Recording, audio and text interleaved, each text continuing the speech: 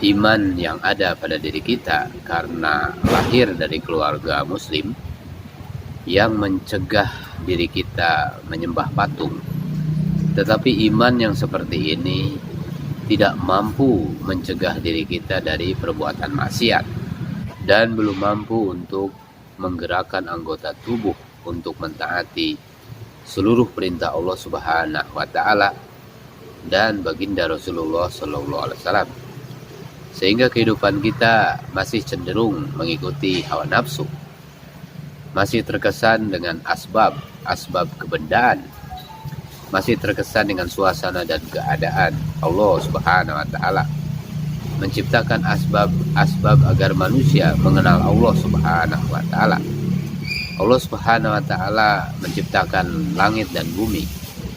Allah Subhanahu wa taala menciptakan hewan dan tumbuh-tumbuhan agar manusia mengenal kekuasaan Allah, agar Allah Subhanahu wa taala dikenal oleh manusia.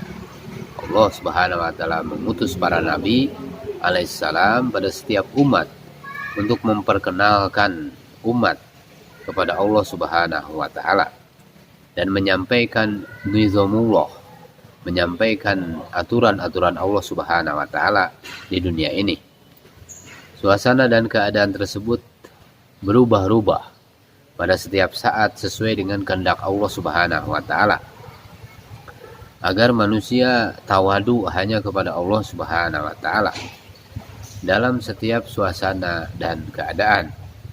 Orang yang mampu menghancurkan kebatilan bukan orang yang hanya pandai beramal, tetapi orang yang memiliki keyakinan di dalam hatinya. Orang yang tidak dapat menghilangkan kebatilan dalam dirinya, maka dia tidak akan terselamat dari kebatilan di luar dirinya. Apabila para pekerja-pekerja dakwah tidak yakin dengan kudratullah, tidak ta'aluk dan tidak tawadu kepada huzanahnya Allah Subhanahu wa taala, maka dalam kerja dakwah tidak akan mampu istiqomah, tidak bisa meningkatkan kerja, dan Allah Subhanahu wa taala tidak mengaruniakan sifat-sifat mulia: takwa, sabar, zuhud, qanaah, tawakal, tahammul. Isar tidak akan wujud. Tetapi jika yakin kepada kudratullah, maka Allah Subhanahu wa taala akan berhidayah. Allah Subhanahu wa taala akan berikan hidayah, dan sifat-sifat mulia tersebut akan datang pada kehidupannya. Dan dengan sifat itu pula Allah Subhanahu wa taala akan istiqomahkan dalam buat kerja dakwah. Saudara-saudara sekalian yang dimuliakan Allah Subhanahu wa taala, Allah Subhanahu wa taala menciptakan jasad manusia dengan kapasitas yang sangat terbatas. Tidak semua keinginan hatinya bisa dilakukan oleh jasadnya. Ketika dihidangkan 10 jenis minuman, 10 jenis makanan yang lezat-lezat, ia ingin menghabiskan semuanya. Namun setelah meminum 2 atau 3 gelas dan menyantap seporsi atau 2 porsi, perutnya ternyata sudah tidak mampu. Walaupun ia memiliki 100 pasang baju dan ia ingin memakainya semuanya, maka ia akan dianggap sebagai orang gila. Saudara-saudara sekalian yang dimuliakan Allah Subhanahu wa taala, keyakinan seorang dai hanya kepada Allah Subhanahu wa taala. Ibarat orang yang membawa cermin lalu pergi ke tengah padang pasir dalam kegelapan malam. Ia melihat rembulan yang indah di dalam cermin. Namun bagaimanapun juga ia tetap meyakini bulan yang asli berada di atas langit. Demikianlah keyakinan seorang dai.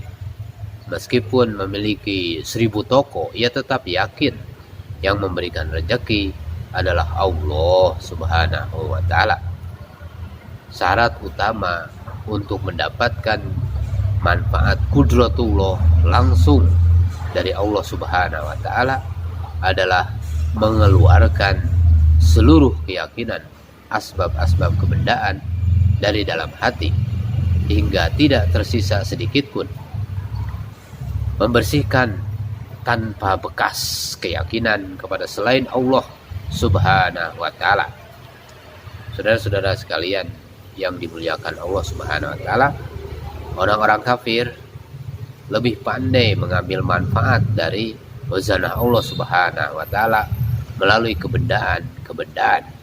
Allah Subhanahu wa ta'ala menciptakan dan memberi rezeki, dan orang-orang kafir meletakkan asbab-asbab kebendaan di antara mereka dengan Allah Subhanahu wa ta'ala.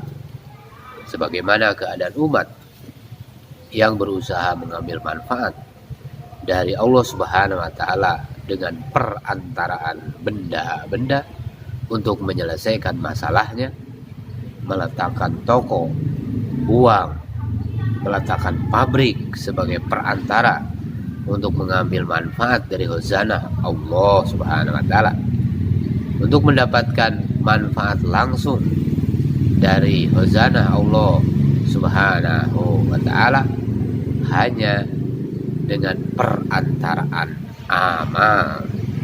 Nafikan benda-benda sehingga antara kamu dengan Allah Subhanahu wa ta'ala tidak ada hijab,